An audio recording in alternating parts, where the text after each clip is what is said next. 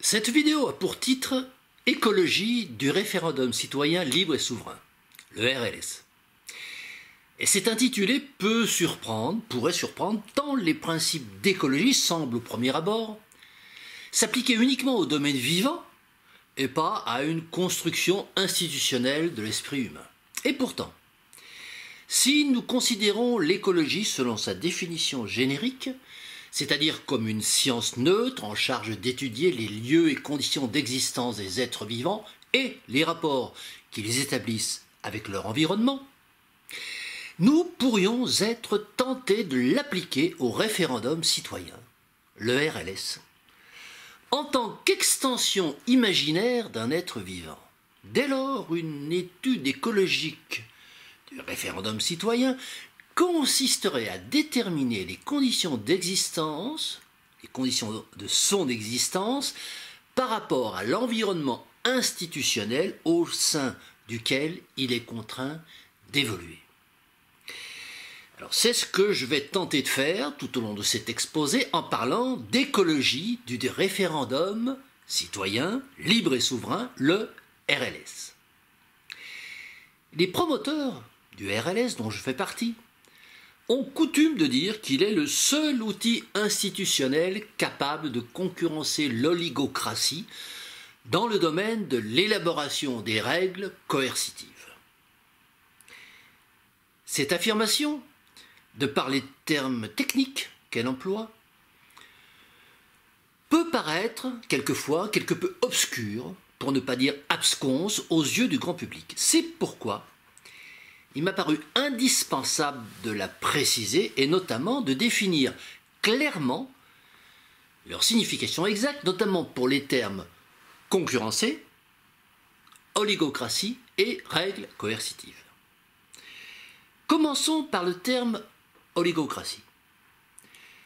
Au cours d'un débat récent, un contradicteur pourtant avisé me demandait pourquoi j'employais souvent ce terme d'oligocratie et pourquoi je n'employais pas plutôt celui d'oligarchie, pour désigner l'exercice du pouvoir par une minorité.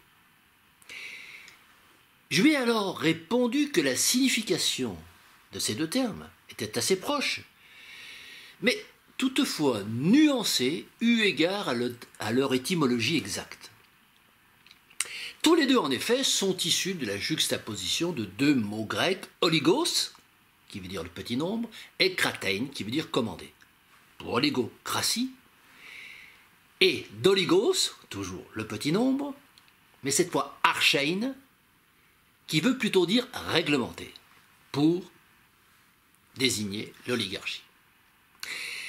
L'oligarchie, c'est donc un système d'exercice du pouvoir par un petit nombre d'individus, mais avec l'idée que ce pouvoir est exercé par l'application de règles admises par tous.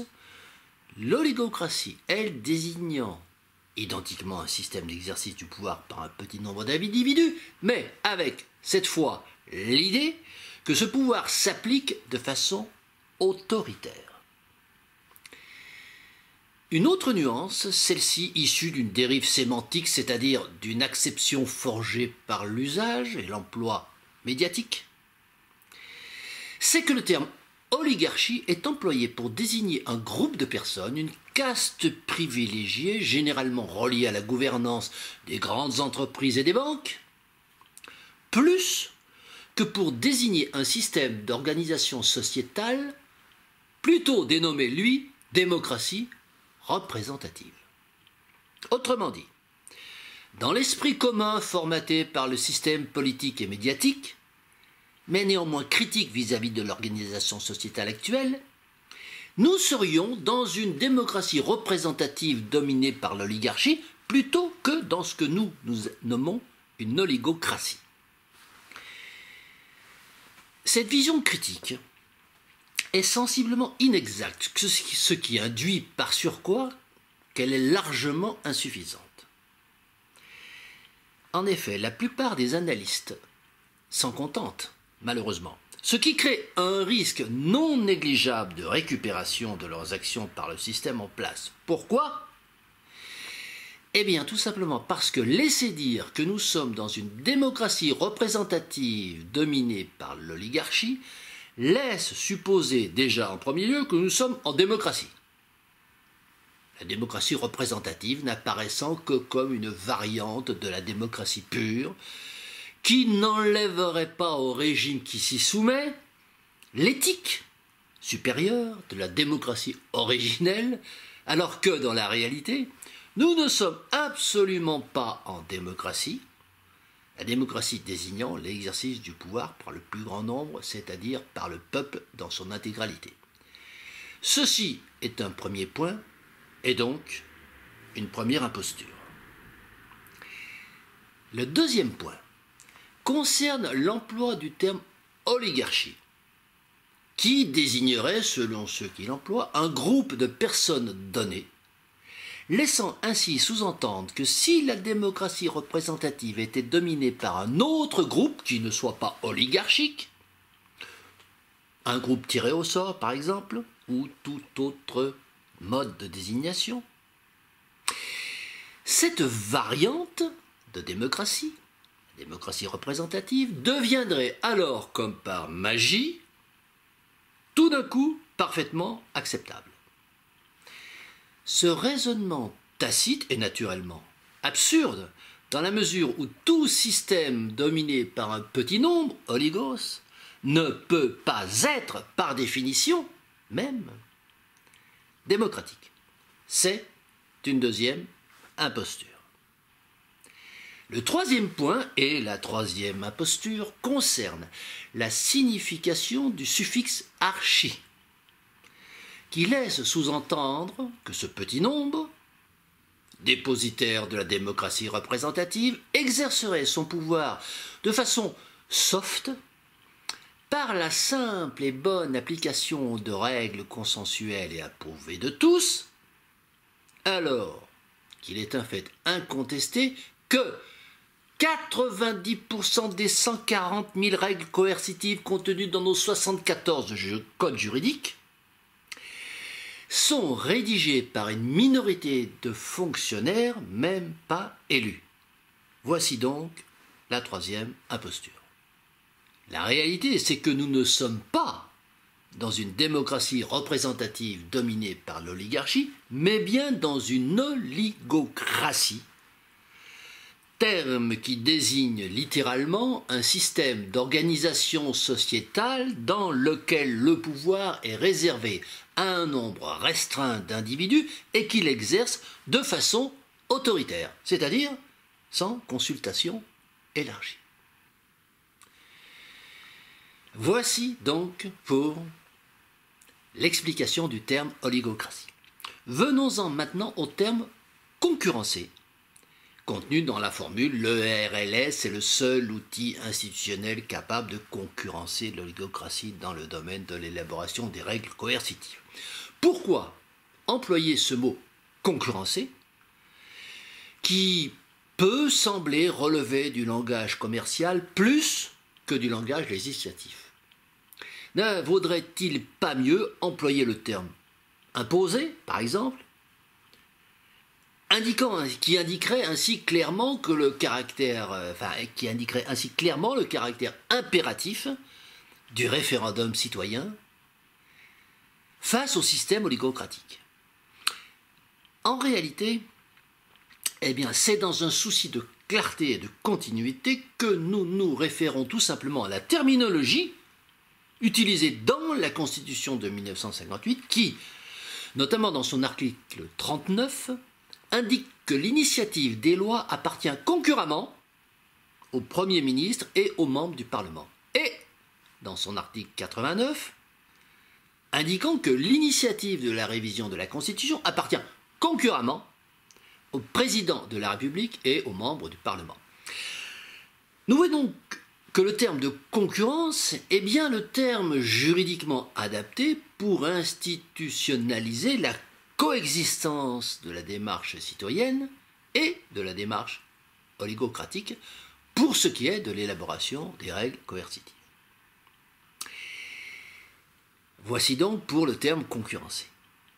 Enfin, troisième élément, et élément clé de l'environnement du référendum citoyen, de ce que j'appelle l'écologie du référendum citoyen, et sans doute également l'élément le plus important, la notion de règle coercitive.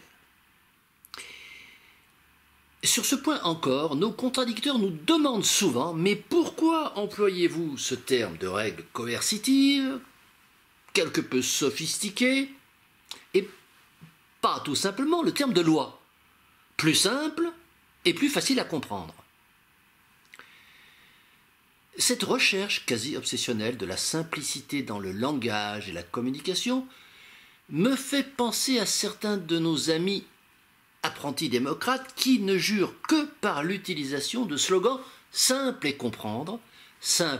comprendre, pour pouvoir promouvoir des dispositifs d'initiative citoyenne dont l'énoncé volontairement réducteur enlève toute portée réelle au mieux, ou se prête au confusionnisme et à la récupération oligocratique au pire.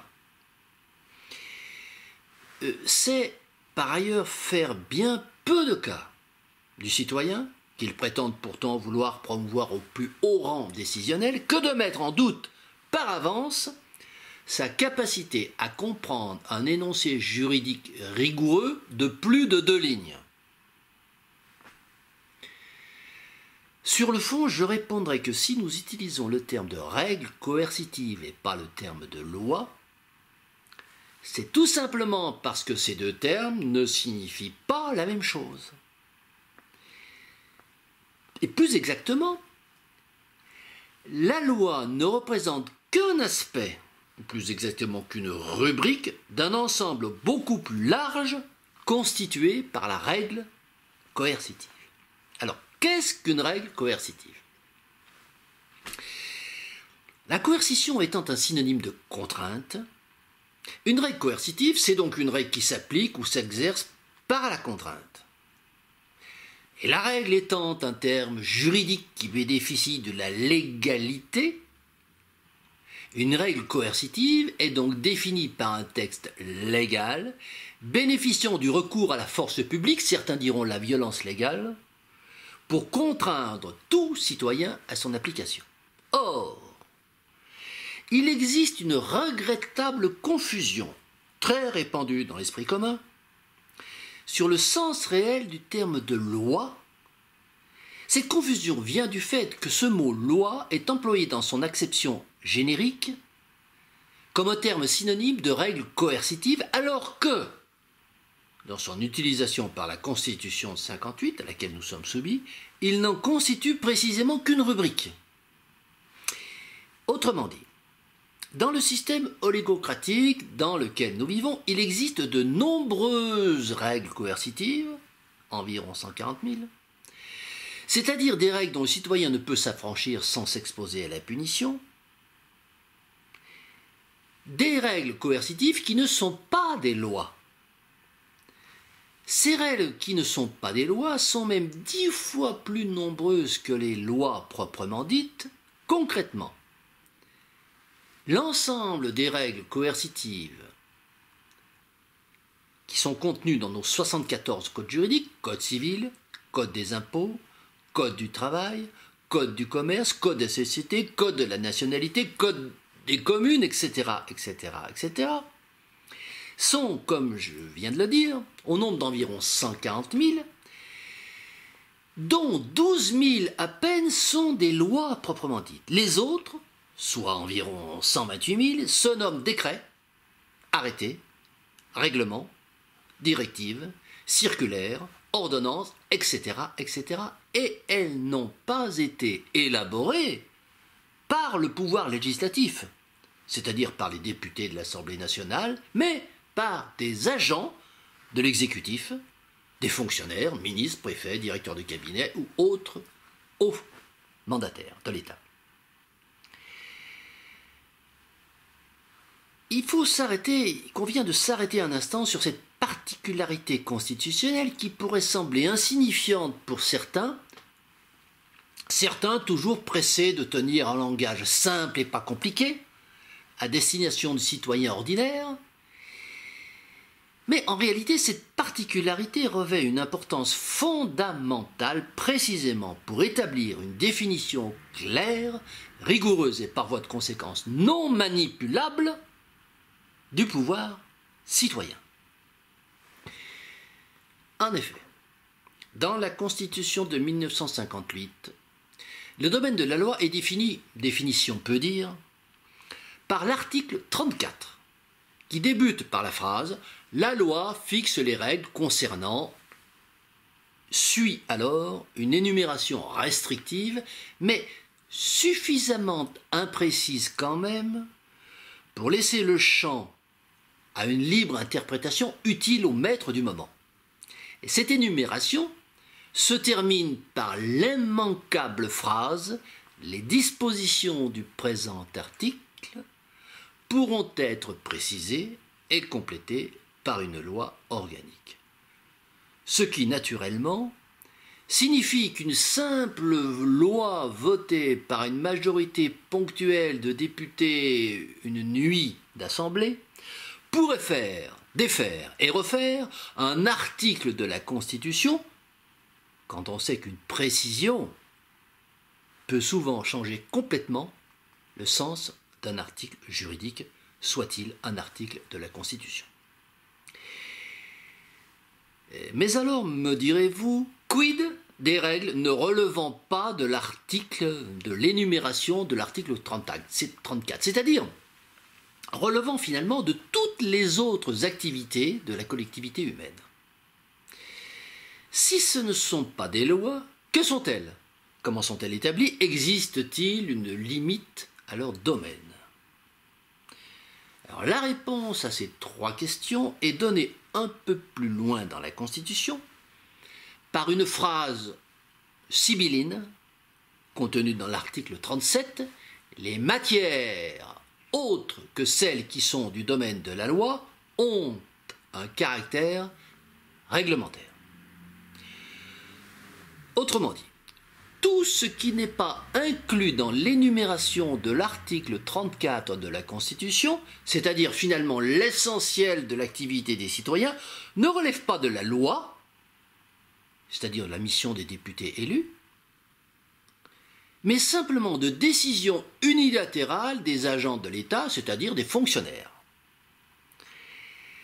Bien plus, l'article suivant, l'article 38, un article suivant l'article 38 indique que le gouvernement peut prendre par ordonnance des mesures qui sont normalement du domaine de la loi, ce qui, naturellement, limite encore un peu plus le domaine de la loi qui, nous le voyons bien au fur et à mesure que nous décryptons les arcanes de la rédaction constitutionnelle, se réduit peu à peu comme une peau de chagrin.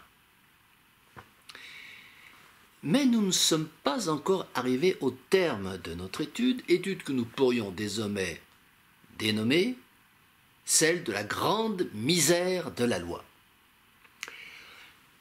Parce qu'il nous reste à parler du fameux décret d'application. Alors, qu'est-ce qu'un décret d'application? Eh bien, le décret d'application, c'est un peu l'Arlésienne de la Constitution française, dans la mesure où il est l'élément central du dispositif législatif, plus exactement coercitif, mais qu'il ne figure nulle part dans les textes constitutionnels.